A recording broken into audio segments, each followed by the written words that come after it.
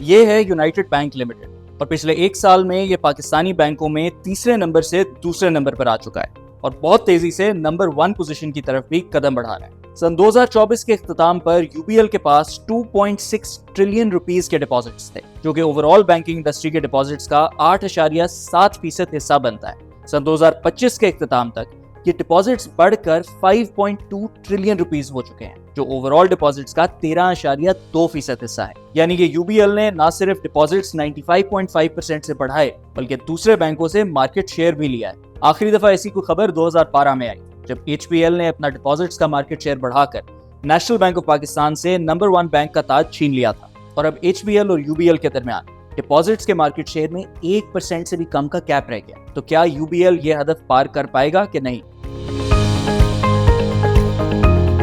UBL की बुनियाद 1959 में आगा हसन आब्दी ने रखी। इस वक्त पाकिस्तान में चंद ही बैंक थे जो लोकल थे और जल्द यूबीएल नायाब भी हुआ। फिर 1971 में भुट्टो साहब ने और बैंकों समेत यूबीएल को भी प्राइवेटाइज कर दिया। आगा हसन आब्दी ने 1972 में bank of credit and commerce international की बुनियाद रखी, जो कि बाद में फाइनेंशियल क्राइम और मिसमैनेजमेंट की बुनियाद पर कोलैप्स हो गया और नेशनलाइज हुआ हुआ यूबीएल अगले 23 साल तक सरकारी बाबुओं के हाथों में खिलौना बन के रह गया।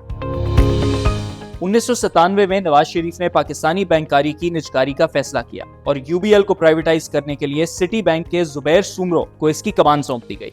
सुमरो साहब ने ढेर सारे गोल्डन हैंडशेक्स देके यूबीएल को साफ सुथरा करके इस काबिल बनाया कि वो प्राइवेटाइज हो सके। और 2002 में अमीराती शाही खानदान के कुछ अफराद ने British Pakistani businessman sir Anwar Parvez के साथ मिलकर बैंक को खरीद लिया। अब सन 1997 से लेकर 2023 के दरमियान यूबीएल हमेशा पाकिस्तान के बड़े बैंकों में तो शुमार हुआ है, मगर कभी भी नंबर 1 स्पॉट नहीं ले पाया। इस टाइम में बैंक के 5 सीईओज और प्रेसिडेंट्स रह चुके हैं। और फिर 2023 में एंट्री होती है जावेद इकबाल की। बहाउद्दीन ज़करिया यूनिवर्सिटी से पढ़े हुए जावेद इकबाल ने जिंदगी भर एलाइड बैंक और एनबीपी जैसे पाकिस्तानी बैंकों में नौकरी की, मगर इनके टेन्योर में यूबीएल ने डिपॉजिट्स इतने बढ़ाए जो पिछले 25 साल में कोई पाकिस्तानी बैंक नहीं कर पाया। इंडिविजुअल अकाउंट्स में डिपॉजिट्स 42% इंक्रीज किए, जबकि कॉर्पोरेट अकाउंट्स में डिपॉजिट्स 127% से बढ़ गए। यानी कि यूबीएल की ग्रोथ ब्रॉड है और इसके पीछे कोई जादू की छड़ी या कोई बहुत बड़ा फैसला नहीं है। बात शायद विल पावर की है और शायद ये विल पावर जावेद इकबाल से ही आती है। यूबीएल के डिस्क्लोजर्स की एनालिसिस हमें बताती है कि जावेद इकबाल